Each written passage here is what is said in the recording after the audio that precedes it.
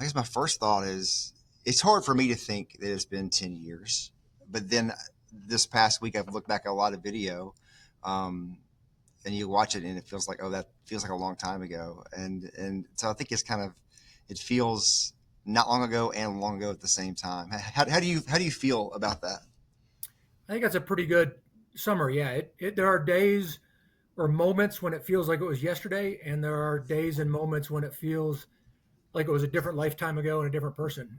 I have senses of both, and being removed from Chattanooga probably amplifies those feelings. Mm-hmm. When I have a connection, when I'm visiting with somebody that I love in Chattanooga, or I come back to visit, it can feel a lot closer. And then when I'm 1,000 miles away, it can feel a lot further away. But Yeah. I'll tell you, you can't see it, but I have memories of Chattanooga and of this event from 10 years ago surrounding me all the time. So it's never far from my mind. That's an interesting thing, right? To have memories of that because it's a tragic time and it's something that we should contemplate and think about.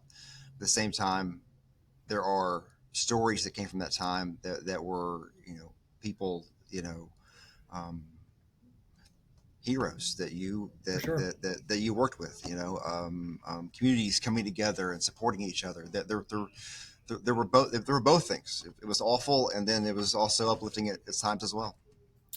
There are a lot of memories, and you know how these things are, Josh, from your multiple lives.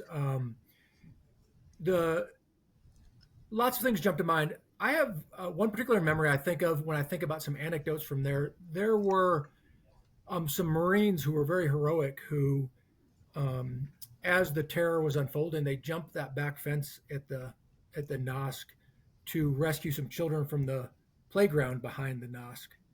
And I pretty much can't go by a playground without thinking about that moment, thinking about those Marines who signed up to potentially sacrifice themselves for their neighbors, much like my cops.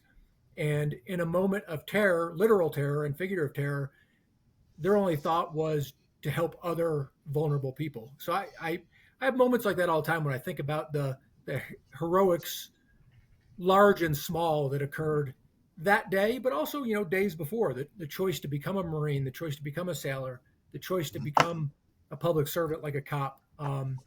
Those are all small acts of heroism that then put you in place to be there when something unfolds where the need arises to place yourself between violence and your neighbors. Yeah, yeah, yeah. When you think back about the day, what do you remember specifically about the moments that you learned that this was happening? Those kind of things. you know, um, when this began to unfold, I was driving to Nashville for a meeting with one of my very best friends who ended up becoming assistant chief in Chattanooga, Nathan Vaughn. We were driving down the highway, and when you're chief of a largish city, a large police department, tragically, violence is not unusual, and you get lots of reports of violence and potential violence. And we were driving, and we were getting reports of shots fired at the recruiting station and then we were getting reports of more shots fired. And tragically, unfortunately, in Chattanooga, gunshots are not an unusual occurrence. So we were just sort of processing it. And after the third or fourth or fifth emergency text about shots getting fired, it was dawning on both of us that this was not a normal occasion. And we flipped. Nathan was driving a little tiny Ford Fusion, and we flipped it around just on the outskirts of Nashville. And I learned that with a properly motivated partner, you can get from Nashville to Erlanger in about an hour. Mm, well, Your brakes will be shot, your car might be destroyed, but you can make it from Nashville to Chattanooga in an hour. uh, uh, what do you remember about your department that day? We talked to Sean O'Brien, I think, earlier this week, and remembering some of those moments. You had a lot of people who ran to the fire. What are your thoughts about that? Um, it's like you alluded to it. It is There are snapshots of life that then weave into a tapestry of a narrative, right? And some of those snapshots which I wasn't actually there for, which have been described to me later, are things like Chief Tucker and Chief Vaughn, Dana Vaughn, Nathan's wife, literally rushing out of the service center on foot and eventually commandeering a golf cart to take to the scene. Things Hmm. like Dennis Pedigo pulling off of an assignment on his motorcycle to rush to the scene. Things like Sean O'Brien rushing towards the scene. I have a vivid memory as we're rushing back. Nathan and I are rushing back from outskirts of Nashville, and we're trying to get his little fusion up over Mont Eagle.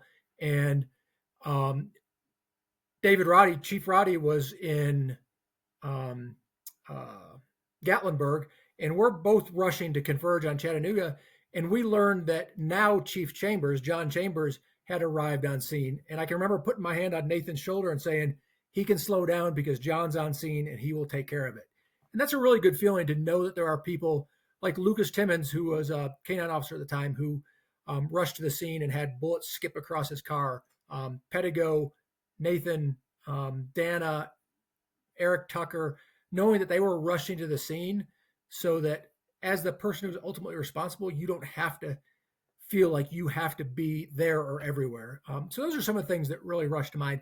And then a host of those in the days that follow, because the Cordites long gone from the air. The violence, the imminent violence has ended, but there was still a lot of work to do for a long time. I have a vivid memory, Josh, of um, Heather Williams, who was a sergeant at the time in charge of our crime scene, who was out there processing the crime scene and taking off a black latex glove or black silicone glove, and the sweat from inside the glove just pooling out of it because it was 125 degrees in the NOSC, and she'd been in there for hours and working so hard she literally had a pint of water inside of her glove. So a lot of little memories like that that really demonstrate the selflessness of people across the board. I remember meeting Tim White, Commander Tim White, who I think you may have talked to or is going to be at your town hall. I can remember the first time I met him when we were at the service center at the community room where we've done all of our press conferences over the years.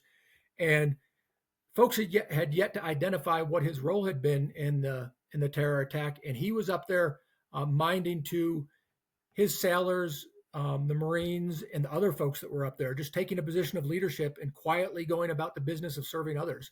And I saw that in that minutes, hours, days, months, weeks afterwards.